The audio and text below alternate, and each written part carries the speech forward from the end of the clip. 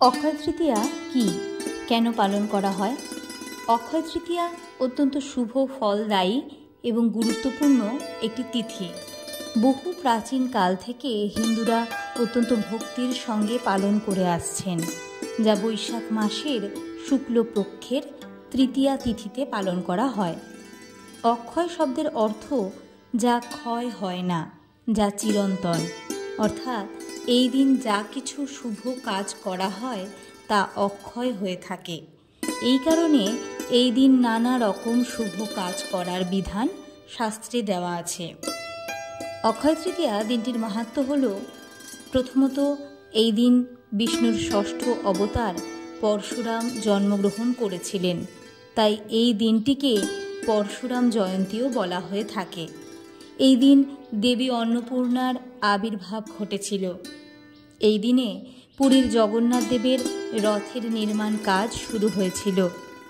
মহাদেবকে তপস্যায় সন্তুষ্ট করে অতুল ধনসম্পদ ও অফুরন্ত ঐশ্বর্য প্রাপ্তির বর লাভ করেছিলেন ধনকুবের এই দিনে।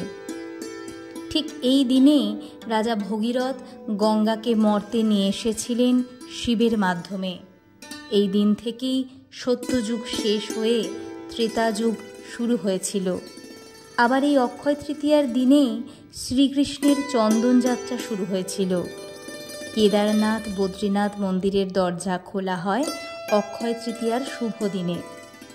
এই দিন ভক্তশ্রেষ্ঠ সুদাম দ্বারকায় গিয়ে ভগবান শ্রীকৃষ্ণের সাথে সাক্ষাৎ করেছিলেন এবং শ্রীকৃষ্ণ সুদামার থেকে সামান্য চাল ভাজা নিয়ে তার সমস্ত দুঃখ মোচন করেছিলেন।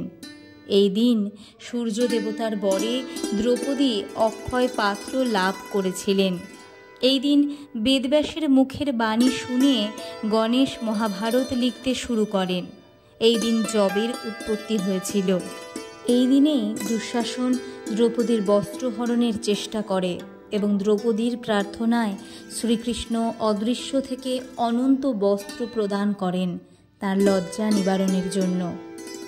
অক্ষয় তৃতীয়ার দিন কুবেরের লক্ষ্মী লাভ হয়েছিল। সেই জন্যই এই দিন বৈভব লক্ষ্মীর পূজা করা হয়। আলোর সন্ধানে, গল্পে গল্পে তত্ত্বকথা। সকলের জন্য রইল অক্ষয় তৃতীয়ার শুভেচ্ছা ও ভালোবাসা। ভিডিওটি ভালো লাগলে শেয়ার করার অনুরোধ রইল সকলের সাথে। ধন্যবাদ।